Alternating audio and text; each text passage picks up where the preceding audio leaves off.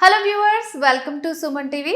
So ఈరోజు మనం వచ్చేసాము ఎల్బీ నగర్లో ఉన్న 9M ఫర్టిలిటీ బై అంకుర హాస్పిటల్కి. సో ఈరోజు మనతో పాటు ఉన్నారు ఫర్టిలిటీ స్పెషలిస్ట్ డాక్టర్ పూర్ణిమ గారు. నమస్తే డాక్టర్. నమస్తే. ఎలా ఉన్నారు? I'm good. సో ఫర్టిలిటీకి సంబంధించి ఎన్ని మాట్లాడుకున్నా నిజంగా తక్కువేనండి. సో ఎన్ని డౌట్స్ వస్తూనే ఉంటాయి, ఒక్కొక్కరికి వచ్చే డౌట్స్ అన్నీ కూడా మేము మిమ్మల్ని అడుగుతూనే ఉంటాం. సో ఇవాళ నేను అడిగే డౌట్స్ అన్నీ కూడా కామన్గా వచ్చే డౌట్స్ అన్నీ అడగబోతున్నాను. లైక్ ఫస్ట్ ఆఫ్ ఆల్, అసలు కన్సీవ్ అయిన తర్వాత చాలామందిలో ఉండే అపోహ, కామన్గా అందరికీ తెలిసిందే ఇది, పపాయ తింటే కానివ్వండి, స్టార్టింగ్ 3 monthsలో కన్సీవ్ అయిన వెంటనే, అండ్ పైనాపిల్ తింటే ఎలాంటి ప్రాబ్లమ్స్ వస్తాయి. దాంతోపాటు ఇప్పుడు ఇంకొకటి, చికెన్ తింటే కూడా చాలా వేడి చేస్తుంది, తినకూడదు అని చెప్తున్నారు. సో మీరేం చెప్తారు అసలు దాన్ని? సో ఫస్ట్ మనము పపాయ పైనాపిల్ గురించి మాట్లాడదాం, తర్వాత చికెన్ గురించి మాట్లాడదాం, because both are different issues. Okay. So papaya pineapple అనేది మనకి మూవీస్ ద్వారా ఫస్ట్ నుంచి మన మైండ్లో సీడ్ చేసింది. మనకి ఎప్పుడు కూడా మనం ట్రెడిషనల్గా చెప్పింది కాదు, అది మూవీస్లో ఎక్కడో ఉండి ప్రతి పాయింట్లో అదొక ఫ్యాన్సీగా ఉంది అని అలా ఉండడం వల్ల చాలా మందిలో బ్రెయిన్లో సీడ్ అయింది. కానీ పపాయ పైనాపిల్ తోటి మిస్క్యారేజెస్ అనేది అవ్వదు. అలా అయ్యేందంటే మెడికల్ టర్మినేషన్స్కి ఎందుకు వస్తారు? మెయిన్ ఏంటంటే పపాయ అండ్ పైనాపిల్లో కొంచెం బ్రోమోలిన్ అనే ఒక సబ్స్టెన్స్ ఉంటుంది, అండ్ అది ప్రోస్టాగ్లాండిన్స్ లాగా యాక్ట్ చేసి కాంట్రాక్షన్స్ని కాజ్ చేస్తుంది. ఓకే. అది కూడా రా పపాయాలో మాత్రమే దాని కాన్సన్ట్రేషన్ అనేది ఎక్కువ ఉంటుంది. సో ప్రెగ్నెన్సీ ప్లాన్ చేసుకున్న వాళ్ళు కానీ ప్రెగ్నెన్సీ ఫస్ట్ 3 monthsలో కచ్చా పపాయ అనేది అవాయిడ్ చేయాలి. కానీ రైప్డ్ పపాయాలో it is like every other fruit. So papaya is very nutritious, so as the pineapple కూడా. So like any other fruit it can be consumed, but only raw papaya should be avoided. Okay. అంతకు మించి దీంట్లో ఉన్న secret లేదు, magic లేదు, ఏం లేదు. అలా అని చూస్తే మిస్కరేజ్ కావాలనుకున్న వాళ్ళందరూ కేజీ పపాయ కొనుక్కొని తినేవాళ్ళు. ఎవరికైనా అవుతుందా? అవ్వదు. అలా ప్రాక్టికల్గా అసలు అవ్వదు. ఓకే. అండ్ అదర్ థింగ్ మీరు అడిగింది ఏంటంటే చికెన్ అండ్ ఎగ్స్. సో మనకి తరతరాలుగా మనకి ఒక ఫుడ్ హ్యాబిట్స్ ఉంది. ఏంటి? వేడి ఫుడ్స్, చల్వ ఫుడ్స్. చికెన్, ఎగ్స్, నువ్వులు, డేట్స్, ఇవి తింటే వేడి చేస్తుంది. అండ్ వాటర్, పెరుగు, మజ్జిగ, కుకుంబర్స్ ఇవి తీసుకుంటే చలవ తీస్తుంది. అంటే అసలు ఫుడ్ని వేడి చలవ అని ఎలా చెప్తున్నారు? It is not their physical temperature వల్ల కాదు, అది మన బాడీలో ఎలా యాక్ట్ చేస్తుంది అన్న దాన్ని బట్టి ఉంటుంది. ఓకే. కొంతమందికి ఏంటంటే న్యాచురల్గానే నాన్ వెజ్లో ఫైబర్ తక్కువ ఉంటుంది. సో నాన్ వెజ్ తిన్న వాళ్ళకి కొంచెం మోషన్స్కి ప్రాబ్లం అవ్వడము, కాన్స్టిపేషన్ అవ్వడము, అండ్ పైల్స్ ఉన్న వాళ్ళకి ఇంకా సివియర్ పెయిన్ అలా రావడం ఉంటుంది. సో అందుకని చికెన్ తింటే వేడి చేస్తుంది. పైల్స్ తోటి ఆల్రెడీ సఫర్ అవుతున్నారు, కాన్స్టిపేషన్ తోటి ఆల్రెడీ సఫర్ అవుతున్నారు, వాళ్ళు చికెన్ తింటే ఇంకా పెయిన్ ఎక్కువ వస్తుంది ఆబ్వియస్గా. సో దాన్ని వేడి చేయడం అంటారు. But chicken and eggs are rich source of proteins. మీ బాడీని ఏది మీ బాడీ టాలరేట్ చేస్తుంది అంటే కంప్లీట్గా సేఫ్ తీసుకోవచ్చు. దానివల్ల అది వేడి చేస్తుంది కనుక మిస్క్యారేజ్ రిస్క్ ఎక్కువ ఉంటుంది, ప్రెగ్నెన్సీలో బ్లీడింగ్ అవుతుంది అనేది non sense. Okay. So and అలాగే మీరు చెప్పినట్టు అందరికీ ఒకేలాగా ఉండదు. సో బాడీ టైప్ని బట్టి కూడా ఉంటుంది. సో ఫైనల్గా చికెన్, ఎగ్ అనేది మంచి ప్రోటీన్ ఫుడ్. సో మీరు టాలరేట్ చేయగలుగుతున్నారు అంటే it is very good in first 3 months of pregnancy and through out the pregnancy. Okay. మన హార్డ్లీ మనకి వెజిటేరియన్ ఫుడ్ కానీ మనం ఇండియన్ డైట్లోనే మనకి ప్రోటీన్ కంటెంట్ అనేది చాలా తక్కువ ఉంటుంది. అండ్ ఈ మిస్కన్సెప్షన్స్ వల్ల రెగ్యులర్గా తీసుకున్న వీక్లీ వన్స్ తీసుకున్న చికెన్ కూడా అవాయిడ్ చేస్తే ఇంకెక్కడ వస్తుంది ప్రోటీన్లు? అవును. ఆల్రెడీ ప్రెగ్నెన్సీలో కూడా ఫస్ట్ 3 months నాజియా, వామిటింగ్ తోటి రెగ్యులర్ డైటే తీసుకోలేకపోతారు. అదేదో కొంతమంది నాన్ వెజ్ ప్రిఫర్ చేస్తారు, అలాంటి వాళ్ళు డెఫినెట్గా తీసుకోవచ్చు, అవాయిడ్ చేయాల్సిన అవసరమే లేదు. And egg is a complete protein and very very nutritious egg. So నార్మల్గా కొంచెం మాల్ నరిష్డ్ ఉన్న వాళ్ళైతే ఒక boiled egg and 1 egg white advice చేస్తాము. ఆర్ ఎల్స్ రెగ్యులర్గా నార్మల్గా న్యూట్రిషన్ మెయింటైన్ అవుతుంది అంటే 1 boiled egg per day definitely తీసుకోవాల్సింది. యా మేడం, అసలు ఎగ్ అంటే గుర్తొచ్చింది. సో ఫ్రెండ్స్లో మాట్లాడుకుంటే కామన్గా విన్న డౌట్ అనమాట నాకు ఇది. ఎగ్ ఎక్కువ తిన్నాం అనుకో బేబీకి తర్వాత హెయిర్ రాదు, ఎగ్ లాగా ఇట్లా రౌండ్గా ఉంటుంది అని చెప్పారు. Never heard. అలా అంటే స్మూత్గా ఉన్న ఫుడ్స్ ఏది తీసుకోవద్దు. స్మూత్గా ఉన్న ఫుడ్ తీసుకున్నప్పుడల్లా బాల్డ్ హెడ్ వస్తుందంటే చాలా కష్టం కదా. ఓకే. సో ఇది కూడా అంత ఒక మిత్తే అంటారా? Myth, 100% myth. ఓకే. సో నన్ను అడిగిన క్వశ్చన్స్ నా ఫ్రెండ్స్ అందరికీ ఇదైతే మిత్ అనమాట. ఎగ్ తింటే మంచి ప్రోటీన్ అసలు. సో పిల్లలు కూడా మంచి హెల్తీగానే ఉంటారు. సో ఇలాంటివన్నీ మిత్. ప్రతి ఒక్కరి బాడీ కూడా చాలా డిఫరెంట్గా ఉంటుంది. సో డాక్టర్, ఇంకొక డౌట్ ఎక్కువగా రేజ్ అయ్యేది ఏంటంటే, చాలామందికి మిస్క్యారేజెస్ అవుతూ ఉంటాయి. సో దాన్ని ఎక్కువగా ఫ్యామిలీలో కూడా చూస్తే, సో ఉమెన్లోనే చాలా ప్రాబ్లం ఉంది, అందుకనే అవుతున్నాయి అని అంటూ ఉంటారు. సో అది మరి నిజమా? ఎంతవరకు కరెక్ట్ అంటారు? ఫస్ట్ ఎవరికైనా ఉమెన్కి మిస్క్యారేజ్ అవుతే ఫస్ట్ అడిగేది ఏంటి, నువ్వేమైనా ఎక్కువ పని చేసావా, ఏమైనా తినకూడనివి ఏమైనా తిన్నావా, నువ్వేదైనా చేయకూడనివి నువ్వేమైనా ఎగడం దుంకడం జంపింగ్ చేసావా అని ఏదైనా కానీ ఫస్ట్ ఉమెన్ని బ్లేమ్ చేస్తారు. ఏదైనా మెడికేషన్ సరిగ్గా వేసుకోలేదా అని చెప్పేసి. అవును. బట్ మిస్క్యారేజెస్కి 80% కాజ్ ఎందుకు వస్తుంది అంటే ఎంబ్రియో అబ్నార్మల్గా ఫామ్ అవ్వడం. ఎంబ్రియో అనేది ఎక్కడి నుంచి వస్తుంది? మదర్ నుంచి 50%, ఫాదర్ నుంచి 50%. సో ఎగ్ స్పర్మ్ కలిస్తే ఎంబ్రియో తయారవుతుంది. మదర్ మేబీ జెనెటికల్గా అంత నార్మల్గా ఉంటారు, ఫాదర్ కూడా బాగుంటారు, కానీ ఇవి రెండు ఫామ్ అయ్యే ప్రాసెస్లో ఎంబ్రియో అప్పుడప్పుడు అబ్నార్మల్గా అయ్యే ఛాన్సెస్ ఉంటుంది. అలా అబ్నార్మల్ ఎంబ్రియో ఇంప్లాంట్ అవుతే అది మిస్క్యారేజ్ అవుతుంది. అంటే అది స్టార్టింగ్ ఒక 2 months 3 months కంటే ఎక్కువ గ్రో అవ్వలేదు. గ్రో అవ్వక బ్లీడింగ్ అయిపోయి న్యాచురల్ ప్రాసెస్లో బ్లీడింగ్ అయిపోయి ఎక్స్పెల్ అవ్వడానికి ట్రై చేస్తుంది. సో మిస్క్యారేజెస్ అనేది 5 to 10% common in most of the couples. It is very painful. But అది కపుల్కి ఆల్రెడీ చాలా ఎమోషనల్గా ఎఫెక్ట్ అవుతారు.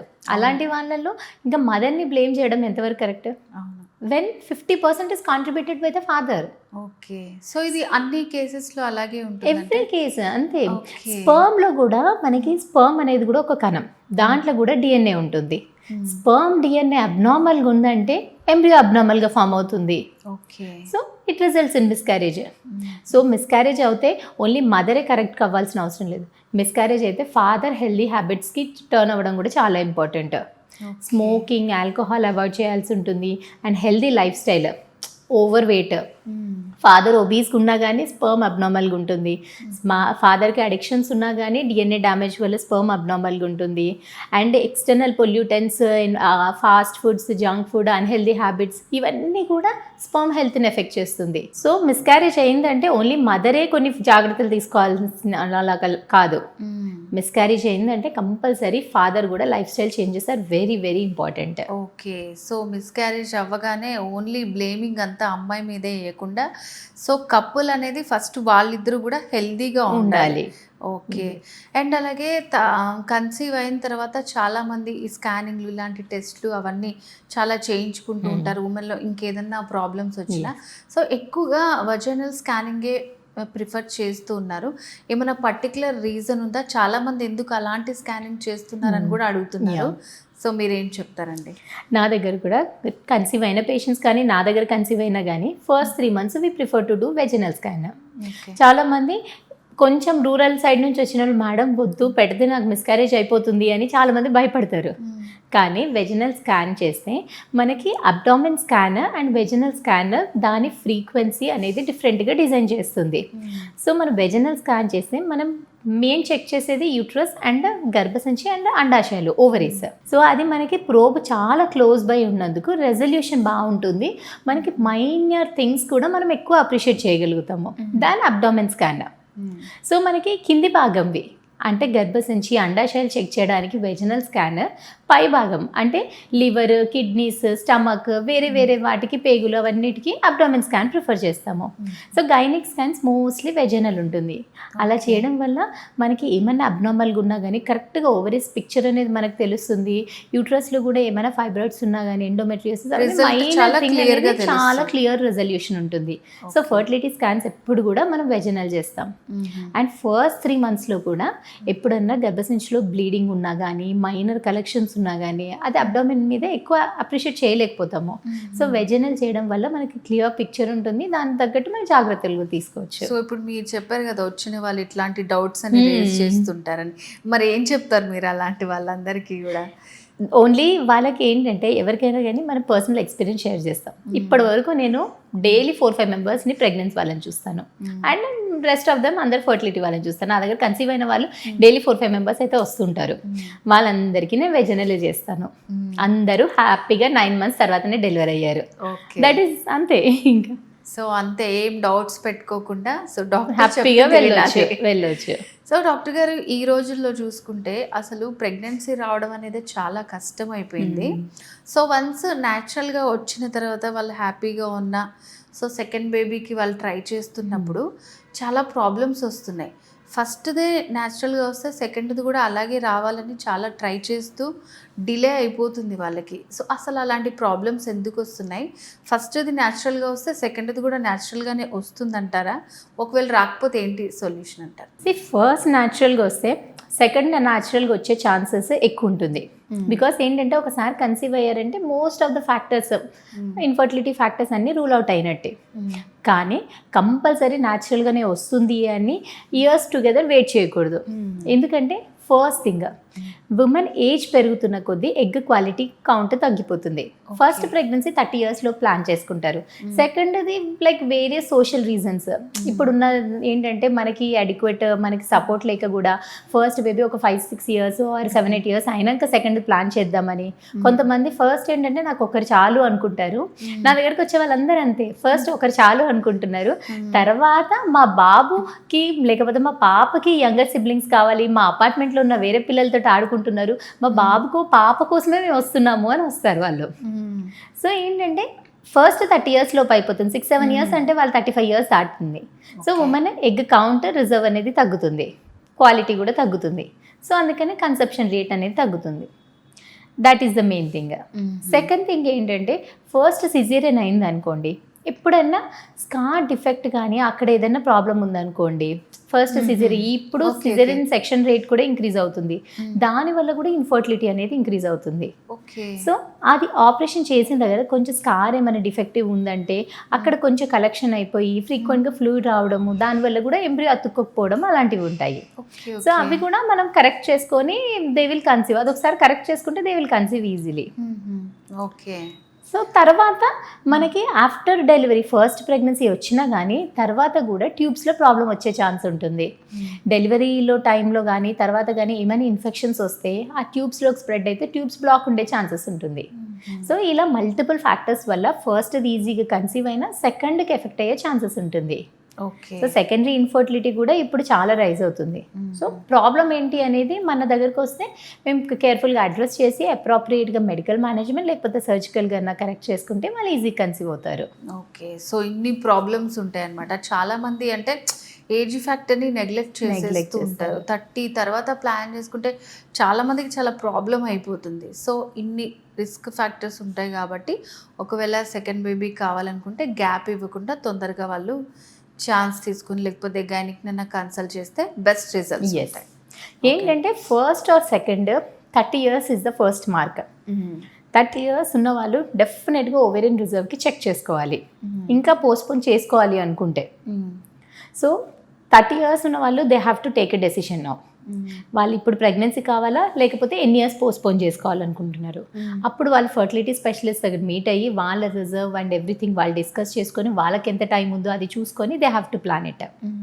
అదే 35 years అయినాకంటే compulsory they have to take a decision then only, or else they have to freeze the eggs or they have to go for a pregnancy. So doctor గారు, అంటే ఇప్పుడు చాలా మందికి నిజంగానే వాళ్ళ కెరీర్ ప్లానింగ్ అనేది ఫస్ట్ చాయిస్ ఫస్ట్ ప్రియారిటైజ్ చేస్తున్నారు. సో అలాంటి వాళ్ళు ఏంటంటే బేబీస్ కావాలి అనుకున్నా కూడా వాళ్ళు అలాగే వెళ్తున్నారు అనమాట. సో మ్యారేజ్కి ముందే కౌన్సిలింగ్కి రావటం, లేదంటే బేబీ ప్లాన్ చేసుకోవడానికి ముందే కౌన్సిలింగ్ రావటం అలా చేస్తున్నారు. సో అట్లా మీ దగ్గరికి ఏమైనా కేసెస్ వచ్చాయా? వాళ్ళకి మీరేం అడ్వైస్ చేశారు? డెఫినెట్లీ. ఇప్పుడు every trend is changing. We can't ask them to have a baby at 25 years or 30 years.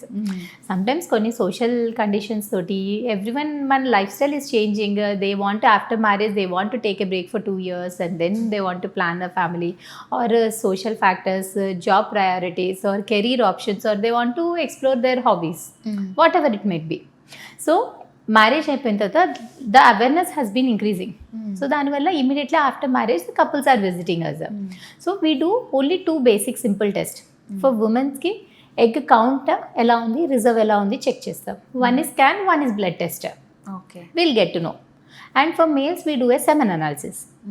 If everything is good, we will ask them to wait up to 30 years or whatever they want to do. If everything is good, they can take a break. But if they are having very low reserve or any other issues, we'll ask them to plan as soon as quickly. Or else they still want to postpone ante manamu egg freezing or embryo freezing option will be there. Okay. If they freeze eggs now, even if they come after 5 years, they will have the same success rate as now. Okay. ఒక women 30 years ఉన్నప్పుడు egg freeze చేసుకుంటే తను 7-8 years తర్వాత వచ్చినా కానీ, అంటే 37, 38, 39 years అప్పుడు వచ్చినా కానీ 30 yearsకు ఉన్న సేమ్ కన్సెప్షన్ రేట్ ఉంటుంది. That is the magic of science. So నిజంగానే ఇప్పుడు ఆ మనుషులు ఎలా మారుతున్నారో వాళ్ళకి తగ్గట్టు ఇట్లాంటి టెక్నాలజీ అంతా మెడికల్గా కూడా చాలా చేంజ్ అవుతుంది. సో నార్మల్గా ఇప్పుడు ఇవన్నీ పక్కన పెట్టేసి లేట్గా మ్యారేజ్ చేసుకున్న వాళ్ళు కూడా కంపల్సరీ బేబీస్ వచ్చారంటే మన లైఫ్లో చాలా క్రిటికల్ అయిపోతుంది అని చెప్పి వాళ్ళు ఎంజాయ్ చేయాలని ముందే ప్లాన్స్ చేసుకుంటున్నారు. సో అండ్ లివింగ్ కల్చర్ కూడా చాలా ఎక్కువైపోయింది. సో యాజ్ ఎ డాక్టర్గా మీరు అసలు ఒక కపుల్కి ఏం అడ్వైస్ చేస్తారు? ఒకవేళ వాళ్ళకి మంచి హెల్దీ బేబీస్ రావాలి, వాళ్ళ ఫ్యూచర్ లైఫ్ కూడా బాగుండాలి అంటే అసలు ఎప్పుడు మ్యారేజ్ చేసుకోవాలి, ఏ ఏజ్లో చేసుకోవాలి, మెన్ కానీ ఉమెన్ కానీ మీ అడ్వైస్ ఏంటి? I'm not going to advice because it is a personal choice. What ever is their choice, I respect them and I given options for them. It is their life, they will decide. I am there to give the options and the possibilities. Okay. And I'll explain the chance and probabilities for that. Okay. Whatever their choice, I will go with them. I will support them. Okay. Because if they are coming at 30, if the reserve is good, if they say that I'll come at after 2 years later, then that is also fine. But if they are coming at 35 years, I will say them, your reserve is low, I will ask them to freeze their embryos. Then they can go and explore the world and come after 5 years also. I don't mind. Okay. So నార్మల్గా ఈ రోజుల్లో వాళ్ళకి ఇది అని చెప్తే చేయడానికి ఎవరు రెడీగా లేరు. సో నువ్వు ఈ ఏజ్లో పెళ్లి చేసుకో, ఇలా పిల్లలకి కానీ అని చెప్తే చేసుకోవడానికి ఎవరు లేరు. సో కాకపోతే అంటే గుడ్ ఏజ్ అనేది, సో ఈ ఏజ్ దాటిన తర్వాత వాళ్ళకి ప్రాబ్లమ్స్ వస్తాయి అనేది జస్ట్ మనం అడ్వైజ్ మాత్రమే ఇవ్వగలం. సో మీరు ఇచ్చే అడ్వైజ్ ఏంటి? The same thing. మీరు ఏంటంటే ఎప్పుడైనా కానీ any couple if you want to delay your pregnancy, meet a fertility specialist or gynaecologist first. Okay. If everything is good, మీకు ఏ ఇష్యూస్ లేవు అంటే you can take some time. But if you are facing any issues, better get them treated. Okay. ఎందుకంటే it is after becoming late మనం repent అవుతే we can't buy the time. అవును. So that and the treatment, medical treatment expensive అవ్వచ్చు. Even the treatment with advance treatment also the fertility rate comes down. So if you want to postpone your pregnancy, that is fine, but get tested once. Okay. That is the only advice I give them. So madam, అంటే ఇప్పుడు fertility కూడా చాలా ఎక్కువైపోయింది. ఇన్ఫర్టిలిటీతో చాలా మంది couple suffer అవుతున్నారు. So మీ దగ్గరికి అసలు నార్మల్గా ఈ మధ్య కాలంలో ఎలాంటి కేసెస్ వస్తున్నాయండి? సమ్ టైమ్స్ మనకి ఇప్పుడు ఏంటంటే PCOS for past 10 to 20 years PCOS is on rise. మనకి అన్మ్యారీడ్ గర్ల్స్ చూస్తే like out of 100, 40 to 50 girls are PCOS. Hostel girls కానీ ఇంట్లో ఉన్న వాళ్ళకి కానీ irregular periods, same thing. So PCOS girls if they conceive within marriage అయిపోయిన తర్వాత they conceive 30 years లోపు కొంచెం ఈజీగా కన్సీవ్ అవుతున్నారు. But if you're suffering for PCOS 30 years తర్వాత కన్సెప్షన్ రేట్ అనేది తక్కువ ఉంటుంది. సో కొంచెం మనము అన్హెల్దీ హ్యాబిట్స్ వల్ల కానీ అన్హెల్దీ ఫుడ్ హ్యాబిట్స్ వల్ల కూడా, increasing junk, increasing carbohydrates, refined foods, దానివల్ల కూడా మనకి కొంచెం PCOS is on rise. And unexplained infertility. Unexplained infertility అంటే they are having regular cycles, follicle అనేది every month they are having ovulation, tubes check చేస్తే బాగుంటుంది, హస్బెండ్ స్పర్మ్ అనాలిసిస్ కూడా బాగుంటుంది, but still they are not conceiving. That means that మనకి ఇన్హెరెంట్గా egg quality, sperm quality defective అవుతుంది because of external pollutants. మనకి ఇప్పుడు మనం ఏదన్నా కానీ, ఇప్పుడు బాటిల్లో వాటర్ తీసుకున్నా కానీ, మిల్క్ తీసుకున్నా కానీ, ఎయిర్ తీసుకున్నా కానీ ప్యూర్గా ఉందని చెప్పలేము. It is so much of pollutants. అది మన బాడీలో మన ఎంజైమ్స్ని డిస్టర్బ్ చేసుకుంటూ, even plastic, anything, perfumes, cosmetics ఏది వాడినా కానీ దాంట్లో ఎండోక్రైన్ డిస్టర్బర్స్ ఉన్నాయి. ఓకే. అవి మన హార్మోన్స్ని డిస్టర్బ్ చేస్తున్నాయి, మన egg and sperm count and క్వాలిటీని ఎఫెక్ట్ చేస్తుంది. So it is all our life style. చాలా మంది చెప్తుంటారు మేడం, లైక్ ఈ పర్ఫ్యూమ్స్ వల్ల కూడా మనకి చాలా ఎఫెక్ట్ ఉంటుందని. సో అది నిజమే అన్నమాట. మనకి perfumes, cosmetics, sunscreens, even detergents, Comfort, all fabric conditioners, everything has మనకి కెమికల్ డిస్ట్రప్టర్స్. అవి మన హార్మోన్స్, ఈవెన్ ఎర్లీ గర్ల్స్లో ప్యూబర్టీ రావడము, ఉమెన్స్ మేల్స్లో స్పర్మ్ కౌంట్ అండ్ క్వాలిటీ తగ్గడము, యంగ్ గర్ల్స్కి కూడా కౌంట్స్ తక్కువ ఉండడము, and women everything is normal but still the ఊసెడ్ క్వాలిటీ ఈస్ పూర్. ఇవన్నీ ఫ్యాక్టర్స్ ఉంటుంది డెఫినెట్లీ. ఇవన్నీ ముందు ఇంత ఫర్టిలిటీ లేకుండే కదా. ముందు ఫర్టిలిటీ ఎంత అంటుండే, లైక్ 5 to 10%. ఇప్పుడు 1 in 6 are suffering from fertility. So కానీ ఇప్పుడు మనం చెప్పే ఐటమ్స్ అన్నీ కూడా పర్ఫ్యూమ్స్ కానివ్వండి, కంఫర్ట్, సర్ఫ్, డిటర్జెంట్, ఇవన్నీ మనం డైలీ లైఫ్లో యూజ్ చేస్తూనే ఉంటాం. ఇప్పుడు ఇంటికి వెళ్ళగానే మళ్ళీ తర్వాత వాష్ చేసుకొని ఎంతో కొంత ఆ డిటర్జెంట్, కంఫర్ట్, అవన్నీ మన పైన ఉంటాయి అంటారు. ఎస్, ఆ ఎఫెక్ట్ ఉంటుంది. మనం ఏంటంటే పర్టికులర్లీ కాస్మెటిక్స్ కానీ సన్ స్క్రీన్స్ అవి ప్రిఫర్ చేసేటప్పుడు main fragrance free chemicals use చేయడం కానీ, ఆర్ ఎల్స్ కాస్మెటిక్స్ కూడా ప్రాపర్ కొంచెం చీప్ కాస్మెటిక్స్ని అవాయిడ్ చేయడం కానీ, అండ్ లేబుల్స్ పర్టికులర్గా ఉండేసి లైక్ పారాబిన్స్, బైఫినాల్స్ అవన్నీ లేని కాంపౌండ్స్ ప్రిఫర్ చేస్తే కొంతవరకు అవాయిడ్ చేయగలుగుతాం. ఓకే, కంప్లీట్గా we can't go away from them, but కొంచెం fragrance free chemicals or cosmetics prefer చేయడం వల్ల చాలా డిఫరెన్స్ వస్తుంది. ఓకే, ఉన్న వాటిలోనే కొంచెం మనం అది తగ్గించుకుంటే బెటర్, కొంచెం బెటర్ రిజల్ట్స్ ఉంటాయి. సో డాక్టర్ గారు, సో మీరు ఎంతో మంది పేషెంట్స్ని చూసుంటారు. లైక్ అబ్బా వీళ్ళు హ్యాపీగా అనిపించారు నా దగ్గరకు వచ్చి అని ఒక స్టోరీ, సక్సెస్ స్టోరీ ఏదైనా చెప్తారా? సో వాళ్ళు హ్యాపీగా అనిపించి మీకు కూడా హ్యాపీగా అనిపించింది ఏదైనా స్టోరీ? చాలా మంది నా దగ్గరికి వస్తుంటారు. బికాస్ ఒక్కొక్కరికి ఫర్టిలిటీ అనేది like it is not a disease or medical issue.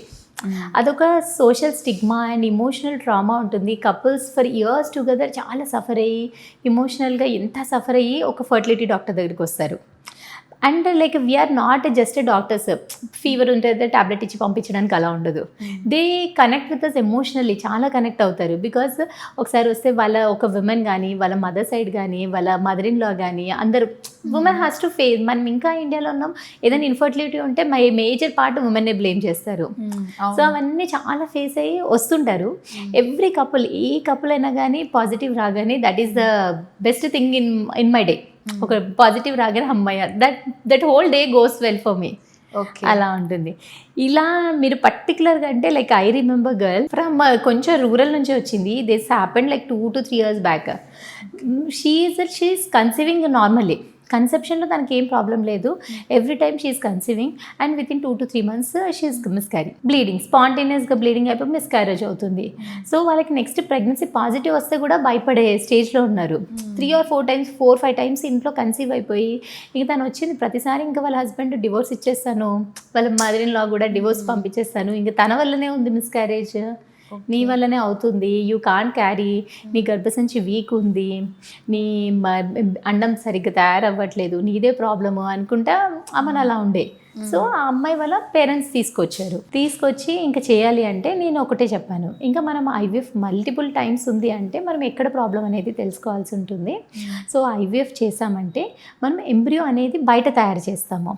So అలా తయారు చేసిన ఎంబ్రియోని మన జెనెటిక్ టెస్టింగ్కి పంపిస్తాము. మనకి ఎంబ్రియో కొన్ని కణాలు తీసి, మనకి ఇప్పుడు ఎంత టెక్నాలజీ అడ్వాన్స్ అయిందంటే బయట ఉన్న ఎంబ్రియోనే జెనెటికల్గా బాగుందా లేదా టెస్ట్ చేసుకోవచ్చు మనము. సో అలా ఎంబ్రియోది జెనెటిక్ టెస్టింగ్కి పంపిస్తే మనకు అవుట్ ఆఫ్ 4-5 ఎంబ్రియోస్లో ఒకటి బాగుంది. సో ఆ ఎంబ్రియో మనము తర్వాత అమ్మాయికి మొత్తం ఐవీఎఫ్ చేసి అంత చేసి ట్రాన్స్ఫర్ చేసి అప్పుడు పాజిటివ్ వచ్చింది. సో పాజిటివ్ వచ్చినాక కానీ వాళ్ళు అప్పుడు కూడా అంత హ్యాపీగా లేరు.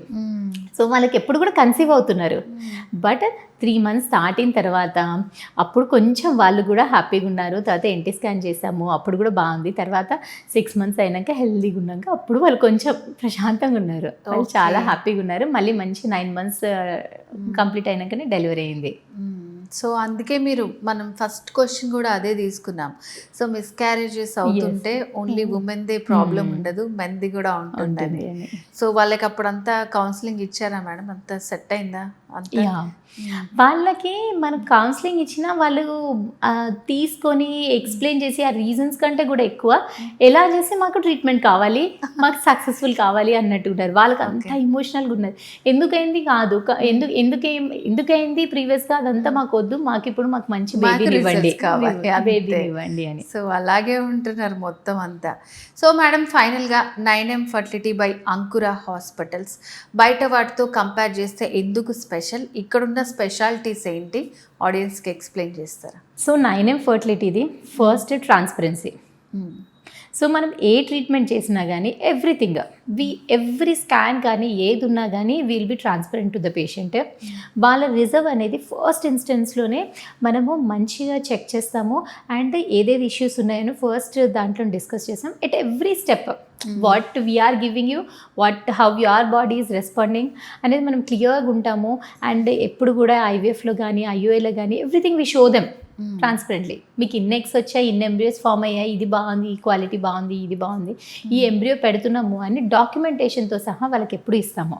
Okay. So that thing transparency ఉంది, where most of the centers don't do that. And cost. So this world class టెక్నాలజీకి cost we are very economical for the patient. అఫోర్డబిలిటీకి కూడా మేము చాలా కన్సిడర్ చేస్తాం. So that most of the people should come and avail the services. I know this is bit expensive, but we are making it affordable to all the people. So doctor గారు, ఈ మధ్య కాలంలో చాలామంది health conscious ఎక్కువైపోయింది. So జిమ్కి వెళ్ళి workouts చేయటం, ఇలా ఫిట్గా ఉండడం చాలా మెయింటైన్ చేస్తున్నారు. సో అది ఏమైనా ఫర్టిలిటీకి కాజ్ అవుతుందంటారా? ఫిట్గా ఉండడం ఎప్పుడు కూడా బెనిఫిషియల్. ఫిట్గా ఉండడం వల్ల ఎప్పుడు హామ్ అనేది ఉండదు.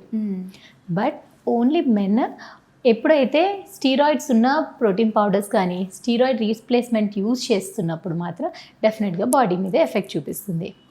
ఎందుకంటే దాంట్లో ఆండ్రోజన్స్ ఉంటాయి, టెస్టోస్టెరాన్ రీప్లేస్మెంట్స్ ఉంటాయి. సో అలాంటివి యూజ్ చేయడం వల్ల మన బాడీలో టెంపరీగా వాళ్ళకి బెటర్ ఉంటుంది, టెంపరీగా స్ట్రెంగ్త్ ఎక్కువ ఉంటుంది, మజిల్ బిల్డింగ్ ఎక్కువ ఉంటుంది, వాళ్ళకి ఎండ్యూరెన్స్ పెరుగుతుంది, all will be beneficial, muscle gain అనేది ఉంటుంది. కానీ లాంగ్ టర్మ్లో వాళ్ళకి న్యాచురల్గా బాడీలో ఉన్న ఆండ్రోజన్స్, టెస్టోస్టెరాన్ అనేది తగ్గిపోతుంది. అలా తగ్గిపోవడం వల్ల వాళ్ళకి సెక్షువల్ డిస్ఫంక్షన్ ఉంటుంది అండ్ స్పర్మ్ కౌంట్స్ 0 అవుతుంది. షార్ట్ టర్మ్ యూజ్ వల్ల అప్పుడప్పుడు రివర్సిబుల్ ఉంటుంది. But years together long term use వల్ల వాళ్ళకి పర్మనెంట్ టెస్టిక్యులర్ ఫెయిల్యూర్ అయ్యి పర్మనెంట్గా స్పర్మ్ కౌంట్ 0 అవ్వడం కానీ సెక్షువల్ డిస్ఫంక్షన్ రావడం మాత్రం ఖచ్చితంగా ఉంది. సో మీరు న్యాచురల్ పద్ధతిలో మీరు ఎంతైనా వర్కౌట్ చేయండి, weight lifting and muscle building everything is fine. But as long as you don't take the steroids or androgens. Okay. So ఇంకొక డౌట్ ఏంటంటే మేడం, ఇలా మేనరికం మ్యారేజెస్ చేసుకున్నప్పుడు వాళ్ళకి బేబీస్ అనేది కొంచెం అబ్నార్మల్గా ఉండడము, ఒబేస్గా ఉండడం, లేకపోతే కొంచెం వాళ్ళలో చేంజెస్గా యాక్టివ్గా ఉండకపోవటం ఇలాంటివి జరుగుతూ ఉంటాయంటారు. సో అది మరి ఎంతవరకు కరెక్ట్ అంటారు? మేనరికం మ్యారేజెస్లో ఒక ఫెమిలియల్ జీన్ ఉంటుంది. కొన్ని జీన్స్ ఏంటంటే ఫ్యామిలీస్లో రన్ అవుతూ ఉంటుంది. ఆ జీన్స్లో ఆ డిసీజెస్ మనకి మదర్లో కానీ ఫాదర్లో కానీ సింగిల్ జీన్ ఉండడం వల్ల ఎక్స్ప్రెస్ అవ్వదు. కానీ మదర్లో నుంచి జీన్, ఫాదర్ నుంచి జీన్ వచ్చి 2 జీన్స్ వచ్చేసరికి బేబీ ఎఫెక్ట్ అయ్యే ఛాన్స్ ఉంటుంది. ఓకే. సో అలా మనకి మేనరికం, అందుకని బయట సంబంధం తీసుకుంటే ఆ జీన్ ఉండే ఛాన్స్ ప్రాబబిలిటీ తక్కువ ఉంటుంది. మేనరికం అదే ఫ్యామిలీలో ఉంటే అది ఇద్దరికి ఉంటే బేబీ ఎఫెక్ట్ అయ్యే ఛాన్స్ ఉంటుంది. సో దానివల్ల మేనరికం వల్ల అబ్నార్మల్ కిడ్స్ కానీ అలా ఉంటుంది. డాక్టర్ పూర్ణిమ వాటలా గారు, సో ఈరోజు ఏవైతే కామన్ పీపుల్కి వచ్చే డౌట్స్, సో నేను అడిగిన క్వశ్చన్స్ అన్నిటికీ కూడా చాలా బాగా ఎక్స్ప్లెయిన్ చేస్తూ మీరు సమాధానం చెప్పారండి. Thank you so much. So viewers, doctor గారు చెప్పింది విన్నారు కదండి. 9M ఫర్టిలిటీ బై అంకుర హాస్పిటల్స్ మనకి చాలా బ్రాంచెస్ ఉన్నాయి హైదరాబాద్లో. సో మీరు కూడా ఇలాంటి ప్రాబ్లమ్స్తో సఫర్ అవుతుంటే వెంటనే స్క్రీన్ మీద కనిపిస్తున్న నెంబర్కి కాంటాక్ట్ చేసి మీరు ఫుల్ డీటెయిల్స్ తెలుసుకోవచ్చు. సో ఇది వాళ్ళ స్పెషల్ వీడియో. నేను జ్యోతి, నమస్తే.